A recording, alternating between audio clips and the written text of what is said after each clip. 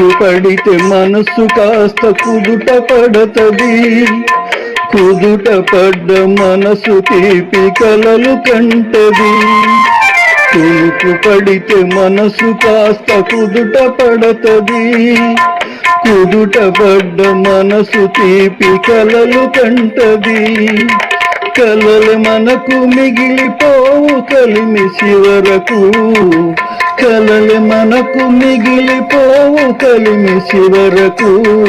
ఆ కలిమి కూడా దోచుకునే దొరలు ఎందుకు? పాడుతా తీయగా సల్లగా